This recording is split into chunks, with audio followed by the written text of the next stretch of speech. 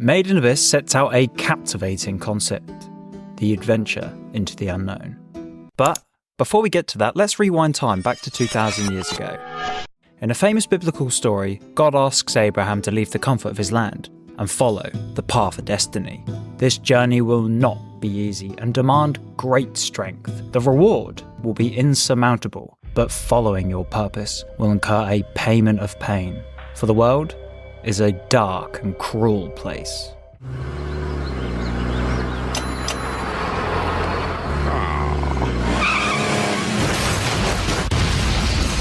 Something like that. Ignoring the religious component, this is a classical tale that has been used to inspire audiences throughout our history. Fast forward to the modern day, 2,000 years later, and we have some of the most exceptionally popular stories that follow a similar structure.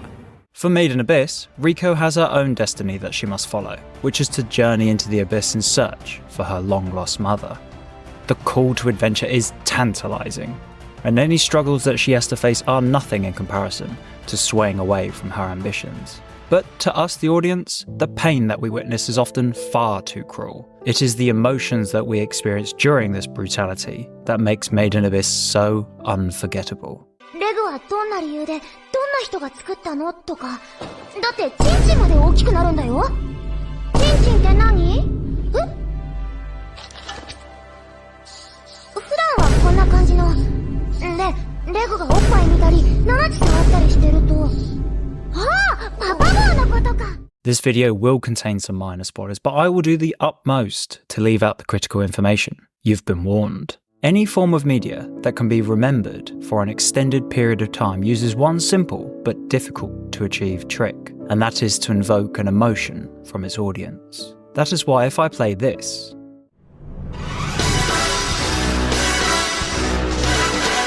I suspect it would swell an emotion inside of you, and the more powerful the emotion, the more memorable it becomes.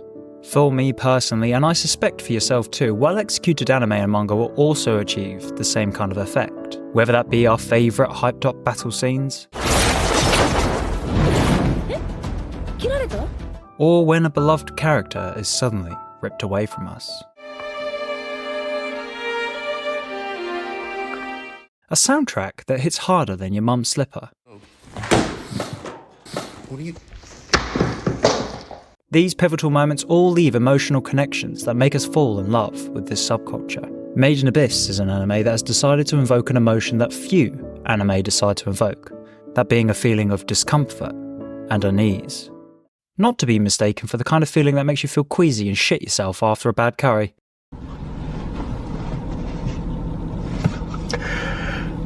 Why is it so warm? However, even when the most repulsive acts of immorality are occurring, I cannot take my eyes off the screen. I'm glued to it like how balls are glued to the side of a leg on a hot summer's day, because beyond the disgust is some of the most beautiful storytelling.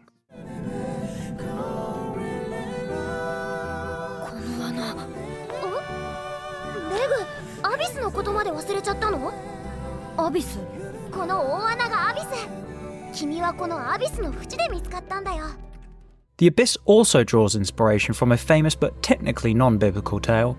Much like Dante's Inferno and the 7 layers of hell, the Abyss is divided into 7 layers, some of which are explored with the deepest layers being a total mystery, with the descent of each level becoming more perilous than its predecessor and more impossible to return from, for the inherent danger of moving closer to the bottom of the Abyss increases the chance of not coming home.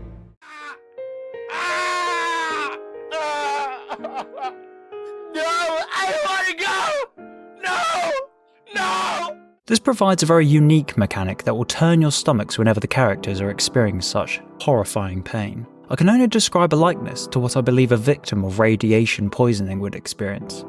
Each orifice will excrete curdling blood, which will make your toes curl just like when you see one of those disgusting surgery videos that we've all been victims of watching. No, God! No, God, please, no! No! The character design is instantly recognisable and distinguishes itself from its peers. Their unique depiction are drawn to appear warm and kind, adding attraction to the show without giving away its sinister nature.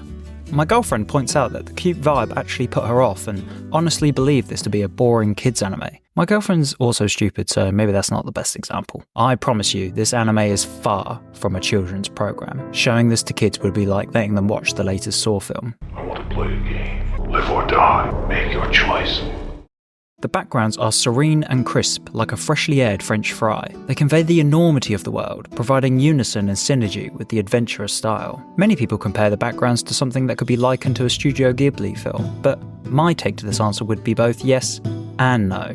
Whilst both of them are most certainly gorgeous and stylistically similar, Studio Ghibli's backgrounds are designed to sit nicely within the atmosphere of the world. I would compare them to how a fresh set of bedsheets enhance the sleeping experience. God, I love that new linen smell. Whilst Made in Abyss's backgrounds are the opposite, they are designed to demonstrate just how obscene and demonstrably different this landscape has contorted from our everyday experiences. In some cases, they appear outright threatening. Nothing about this world gives you a sense of ease. It's the same feeling you had when you were younger and left alone in the dark. A constant state of being watched, never knowing when the monster will pounce. Riko and Reg are also perfectly contrasting set of protagonists that complement each other where the other is lacking, something akin to peanut butter and jelly. Riko is comically adorable and deeply curious, with a classic book-smart approach, but lacking physical prowess and combat abilities, and sometimes seriously lacking in common sense when it comes to impending danger. Reg is the opposite. He can't cook, and usually just saves Riko with his badass abilities.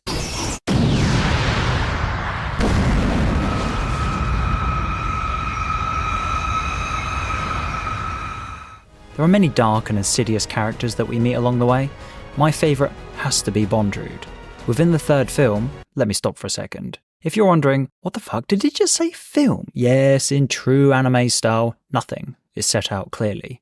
To explain, we have Made in Abyss Season 1, then 2 films which recap the first season but add some additional scenes, a third film which directly leads on from the end of the first season, and finally a second season which carries on from the third film. Just be glad you're not a Fate fan. Back to the point, Bondrewd is the definition of a disturbed person. I would like to explore the intricacies of what happens in the anime, but doing so would reveal too much and certainly enter into spoiler territory.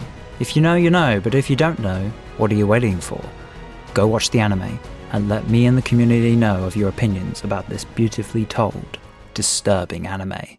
レグ、これが私たちの住む町、大穴の町、オースだよ。オースへようこそ、レグ。